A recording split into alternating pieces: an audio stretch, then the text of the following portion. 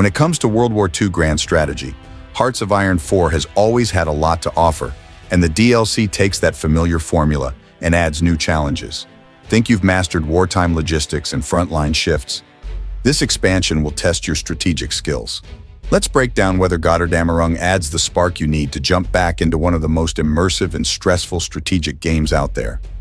Götterdämmerung is a DLC that expands the content of Hearts of Iron 4 by offering revised national focus trees and alternate historical paths for Germany, Austria, Hungary, and Belgium. If you've ever wanted to explore different outcomes for these nations, this DLC gives you that opportunity. Unlike many expansions that give you the satisfaction of leading forces to glorious victory, this DLC is about exploring what might have been, allowing you to restore monarchies, establish governments in exile, or pursue other alternate histories. It's a different kind of challenge that makes the familiar World War II setting feel fresh again. The setting here is still intense. The Allied forces are hammering at the Western Front, while the Red Army is pressing in from the east. You're left with difficult decisions that can alter the course of history. Gotterdammerung shines when it comes to making you feel the weight of your decisions. Every choice matters, whether you decide to focus on defending key positions or investing in new technologies to turn the tide. Finding the right balance keeps you on high alert. One of the standout features in Gtterdammerung is the revised focus trees, which provide new paths for Germany and other nations. These aren't just minor tweaks, they allow for significant deviations from history, such as restoring the monarchy in Germany or building an underground resistance. For example, Germany's focus tree includes options to back former aristocratic factions or establish a military government, each significantly changing gameplay. This new approach to gameplay encourages you to adapt your strategies. Your decisions will significantly impact the outcome, whether it's reinvesting in military production or supporting political reforms to stabilize the nation. The DLC also introduces special projects in scientific research, including advancements in nuclear physics, rocket technology, and naval engineering. These projects add a layer of strategic planning that forces you to prioritize your resources carefully.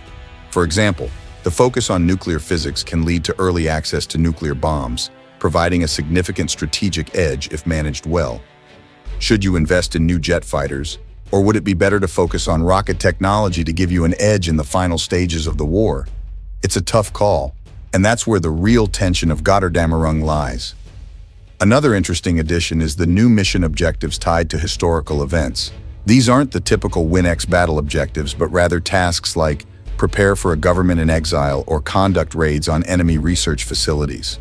The success of these missions can significantly alter the course of your campaign, making each playthrough unique. For example, conducting raids on enemy facilities can slow down their research progress, giving you more breathing room. The shifting front lines, the uncertainty, and the feeling that everything could change at any moment create a tense gameplay experience. It's not about winning big, it's about changing the course of history, one decision at a time. The developers also focused on historical accuracy, with additional units, events, and characters that are portrayed authentically.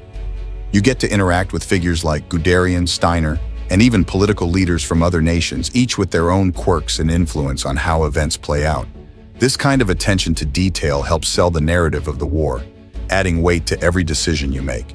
It feels like the historical stakes are genuinely on your shoulders. That said, the DLC does have a few drawbacks. The focus on Germany, Austria, Hungary, and Belgium means there's not much to do if you're not interested in playing as these nations. Unlike other expansions that broaden the content for multiple nations, this one is more limited in scope. If you prefer playing as the Allies or the Soviets, you might not find much new content here. However, there are still other DLCs and content that focus more on those factions, which you may find more enjoyable. Also, the alternate history scenarios might not be for everyone. Some players may prefer the historical accuracy and realism that Hearts of Iron 4 is known for, rather than exploring what-if scenarios. Another potential downside is the emphasis on micromanagement.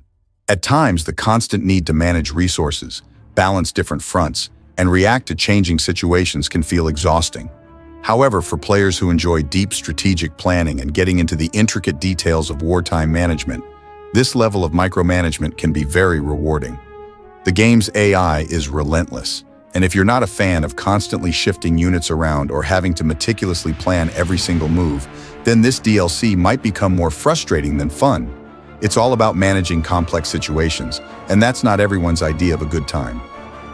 Visually, the DLC sticks to the typical Hearts of Iron 4 style, with no major improvements in graphics or animations. However, it does add some new visual assets like updated unit models and alternate national symbols, which help convey the unique scenarios presented in the alternate histories. The new sound effects, especially during battles, do a great job of immersing you in the frantic nature of the conflict. The sound of artillery shelling, the frantic chatter of your commanders, and the broadcasts urging the population to stay strong. In the end, Gtterdämmerung is an expansion that will appeal to players who want a different kind of Hearts of Iron 4 experience. It's not about painting the map in your color. It's about exploring alternate histories, resilience, and making the best of a challenging situation. This DLC isn't for those seeking a straightforward power trip, but if you enjoy making unconventional decisions and altering history, it's highly rewarding. For me, Gotterdammerung is an 8 out of 10. It's immersive, creative, and genuinely different from the rest of Hearts of Iron 4's offerings, but it does come with some notable challenges, such as the heavy emphasis on micromanagement, which may not appeal to every player. Still, if you're ready to test your strategic skills under unique conditions and explore some fascinating alternate histories, it's definitely worth diving into. If you found this review helpful, hit that like button and subscribe for more strategic gaming insights. I'd love to hear about your toughest Hearts of Iron 4 moments. Drop a comment below. Thanks for watching, and I'll see you in the next one.